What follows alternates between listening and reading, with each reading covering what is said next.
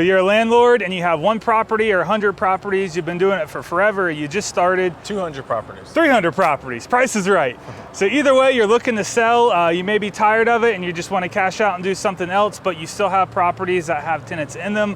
What do you do? How do you sell them? And how do you make the process easy for you and them? I'm Tim Loomis, this is Chris Shores. We're the owners of White Whale Real Estate here based in New Smyrna Beach, Florida. And today we're going to give you 6 tips on what to make the process easier when you're selling a property that has a tenant inside of it. But first, don't forget, like, subscribe, and follow White Whale Real Estate. We're on YouTube, Instagram, Facebook, we're LinkedIn. online.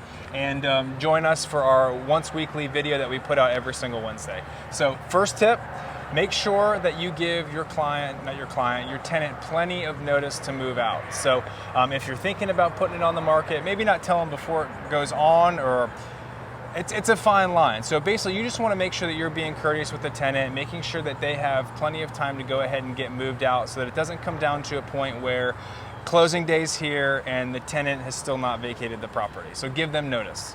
Right, exactly. And so tip number 2 is going to be make showings easy for your tenant. By doing this, you're going to get more showings and it's just going to be a smoother process altogether by allowing a certain time frame for all prospective buyers to be able to come in and see the property. So for example, you could align that with the tenant's schedule, maybe 10 to 5 on Saturdays works the best for them. And then you can set up all the showings through your professional real estate agent who's representing you to have that during those times. And then that makes it easier on the tenant and just an easier process. Tenants can make things very difficult, especially if you're not being cooperative and friendly with them, because they technically don't have to allow showing access unless you give them 24 notice. So we find being easy and nice always works the best at the end of the day. Exactly. Tip number 3, help them find a place. You've obviously been in real estate, you have a rental property, you might have 200 or 300 of them. So do you have another place that tenant could move to?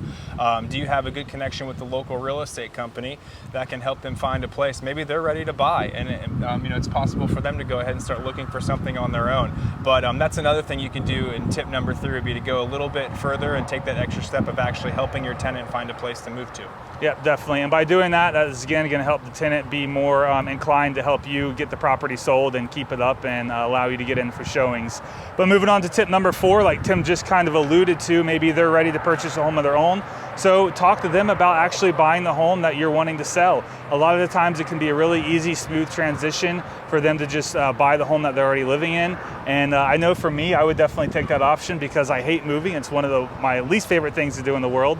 So if you can make it easy and already buy a home that you're living in, a lot of people will take that option. And it also makes it easy on the lending side because they're able to show that they've been paying rent for the X amount of months and years that they've been living there, so they can show that they have that ability to make payments on time, and it's a safe, secure loan for a lender to take on. It's awesome, yeah, and it also, like you said, it makes it all easier, and then it could really just be a win-win. You don't have to worry about putting your house on the market or anything like that. Just talk to your tenant, and then also, you always have to still go through the process with paperwork and someone to do title searches and things of that nature, but it does make it a little bit easier. So then tip number 5 is just remember that you do have to honor your lease. So if you don't find yourself in one of these situations where the tenant wants to buy it or they end up moving out on time or what have you, you do have to honor that lease. So before you close, actually within the first few days of your property going under contract, you're going to have to share that lease with the prospective buyer, and then before you close, the tenant will sign obviously an estoppel letter if they intend to continue on or not. That basically just says like what the agreement was, when they were supposed to be out, all of those things, so that the new owners are well in the know of what they're getting themselves into. Right, and that's really important on that tip number 5 is just showing the prospective buyer and then honoring the lease that you have. You can find yourself in a major lawsuit if you don't. You try to cut corners on these types of things.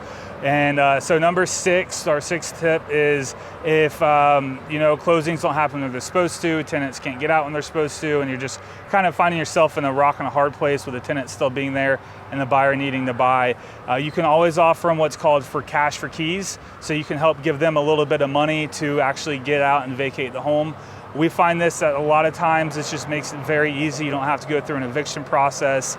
Yes, you are having to spend a little bit of money, but it's basically you're paying not to have a headache and just going ahead and getting that home sold and put behind you. So that can help this tenant be able to find another place easier, because now they have a little bit of down payment money or down deposit for the next rental they're going in, if that's the route they choose. But again, we try to do things the easy way, and sometimes it's just paying cash for keys and helping them get down the road. Exactly. So yeah, if you know, spend a couple $100s on a moving truck to help someone move out, or potentially not close on your property on time, and then also in addition to that, maybe piss the tenant off when before they weren't even mad, and then now they really don't want to leave, and then you have yourself in a sticky situation. And a bit of a pickle. So there's 6 tips for you guys as far as, you know, selling a property with a tenant that's already in the location that you're selling. Please reach out to us with any of your questions. If you are a landlord, or even if you're not, or it's your goal to be one, reach out to us at White Willow Real Estate. We'll help you get there. And don't forget to like, subscribe, and follow.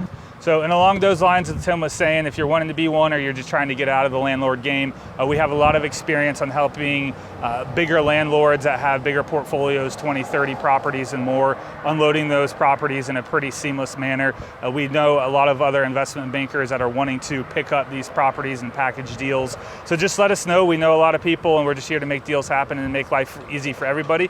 So thank you, and we look forward to seeing you in next week's video. Have a great week.